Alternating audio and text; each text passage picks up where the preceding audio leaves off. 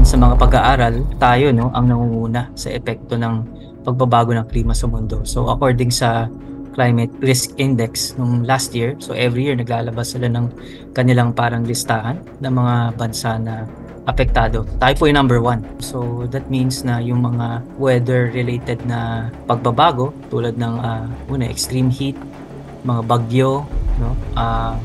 Tapos yung even sa ating kalikasan may mga nawawala din. Pag-angat ng tubig, yung sea level rise, maapekto niyan lalong-lalo na yung mga coastal communities.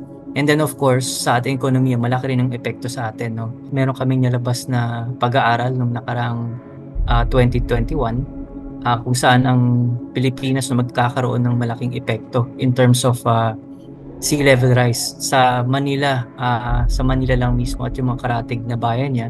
By 2030, maraming lugar na maapektuhan ng pagbaha at ng sea level rise. No? Ayon sa aming pag-aaral, halos 1.54 million na tao sa Manila or around 37 square kilometers ang maapektuhan ng pagbaha at sea level rise by 2030.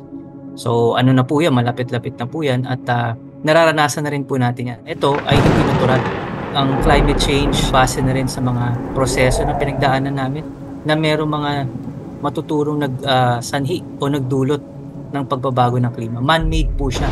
So hindi na natin pwedeng sabihin na natural disaster to kung hindi man-made disaster. No? Cost siya ng mga ilang korporasyon, particularly galing sa fossil fuel industry.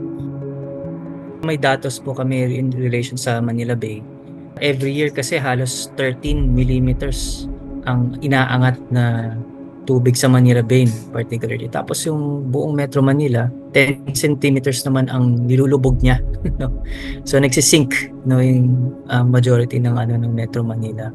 Ang isang epekto kasi ng climate change ay mas kung ano yung current reality ng isang lugar o yung klima o weather sa isang lugar ay lalo pa niyang papalalain.